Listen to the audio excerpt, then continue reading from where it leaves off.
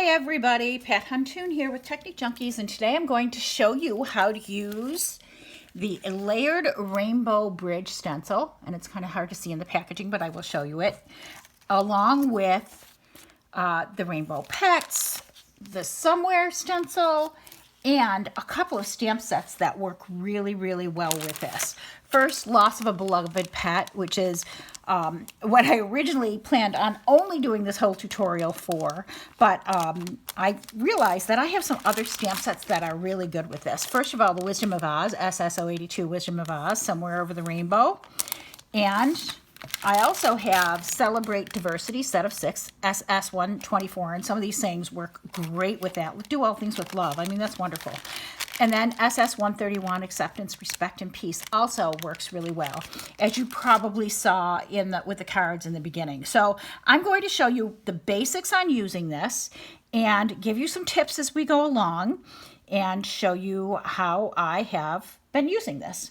So follow along. All right, so what we're starting with is this. We're starting with Nina Solar White 80-pound cardstock. This is my favorite cardstock. And we're starting with a Rainbow Bridge Stencil. Now, the Rainbow Bridge Stencil comes in 2 parts. All right, so you get 2 parts of the rainbow. And as you can see, they fit in with one another like that. All right, so what that allows you to do is ink certain portions without getting ink on the rest of the portions. So because we're doing a rainbow and you don't want to get confused about your colors, what I suggest you do is this. Make a little, I put it on a sticky note, I made a little chart. So I have red first, and I pulled out my red and my brush, and I'm using Distress Oxides because I like the way they blend. Then I'm using yellow, so I'm using Squeeze Lemonade there. This is for one of the 2 layers. So this is going to be the first layer due. So red, yellow, and then light blue. So that's all in the first column. And the light blue I'm using here is Salty Ocean. And that is not the right brush. This is the right brush. Sorry about that. And then for the other side, the second one, I'm only doing 6 stripes here. I could do 7 because there is 7, but I'm only doing 6. That's my own personal preference for the size and what I want to do with these. So then on the second one, I'm going to be using orange, and I'm using Spiced Marmalade. Then I'm using green, which is going to be Lucky Clover, and I'll repeat these as I go along. And then the last one is going to be Faded Jeans, my dark blue. I could use a purple here, but I decided to do 2 blues. So I'm keeping this on the side, and I have one of my layers here and one of my layers on the side so that I don't confuse them. I'm easily confused, like most of us, I think. So what I'm doing, I'm taking the stencil with 4 pieces, and on the opposite side of where it's etched with Layered Rainbow Bridge, Colorful Life Designs, I flipped it over and I sprayed it with Pixie Spray. So Pixie Spray will hold this down nice and firmly on your cardstock. And I did this cardstock a little bit bigger than the actual, no, this time I did the same size, so pretty much the same size. And I'm going to tack this down. So I'm just going to put it down on my work surface. I'm using my glass mat as my work surface on this one. Okay, and the other thing I'm doing is I am keeping a scrubby. I have this old craft scrubby that Tim Holtz used to sell. I don't think they sell it anymore, but something to keep your fingertips clean.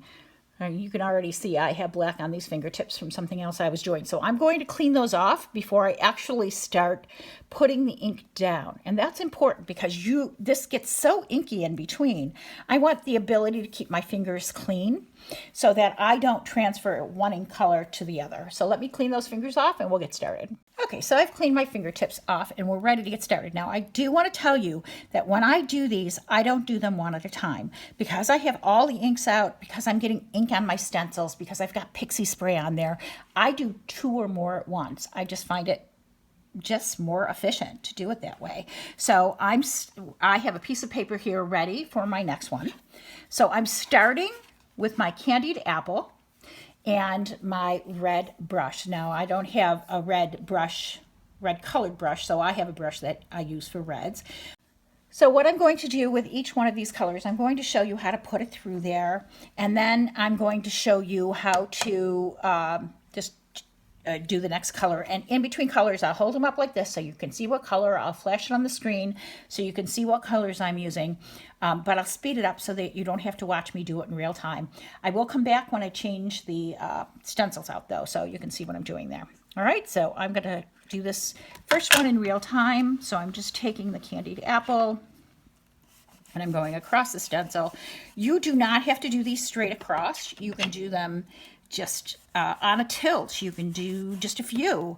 You can do, these are so very flexible. So this goes down very easy.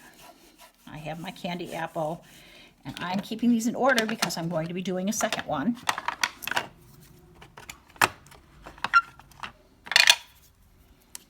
And then the squeezed lemonade, second.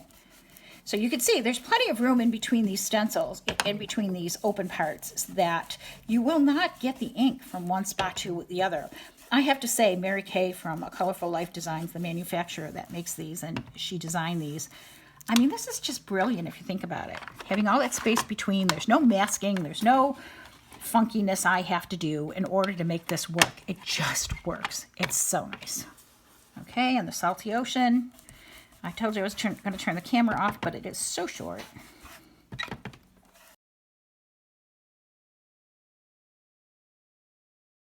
So those are the first three colors there. So I'm literally going to peel this off of here and do my second one, but I'm going to do that off camera. Okay, so as I am doing this second one, I have tilted it a little bit more. And when you tilt it on this size cardstock, sometimes it doesn't go end to end. So if you need it to go end to end, like I'll just cut mine down, but if you needed it to go end to end, you just lift up the stencil, place it back down in place. It's easy enough to do. And then just get that little corner there.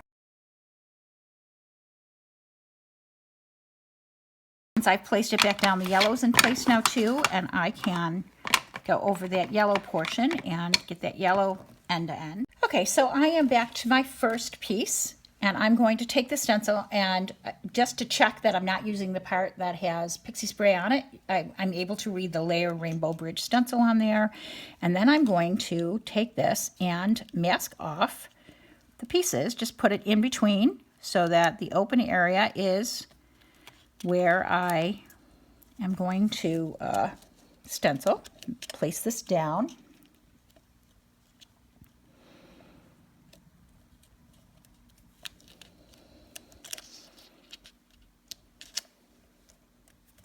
And then I'm going to stencil the rest of the colors. So again, I'm following my little color chart here in case you get messy and stuff is all over. So I'm starting with the orange, and that's going to go right beneath the red. So I'm using Spice Marmalade for this one. Okay, so the orange is going to go between the red and the yellow.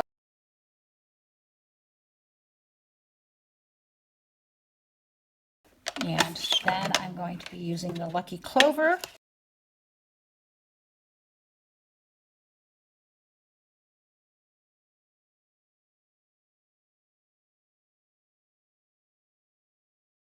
And finally, the Faded Jeans.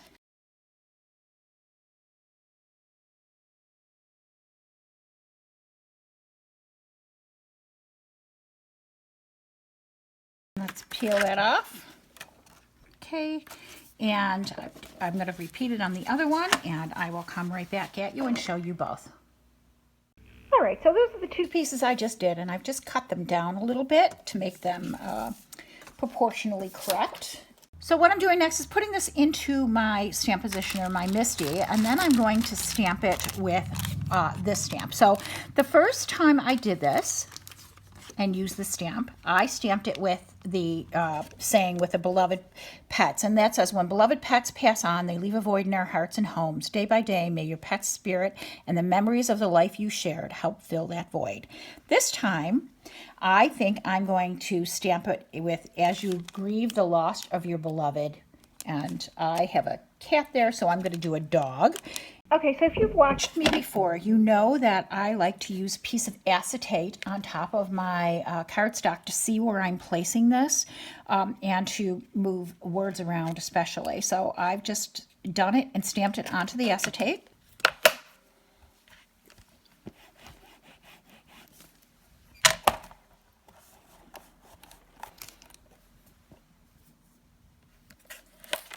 My dog was a little funky, but nobody's going to notice it. That's a handmade card. And then the other thing I'm going to do is take the Rainbow Pets, which is this stencil set here. So in this one, you get the cat, 2 dogs, and the inserts in case you want to mask them off. I know when I did another card with this, I had put the masks down and sprayed around the masks with a spray so that the dog was in relief.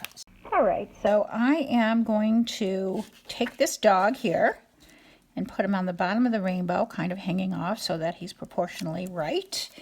And just take my memento, and I reserve one of my brushes exclusively for black, and hold it nice and firm. You could use pixie spray.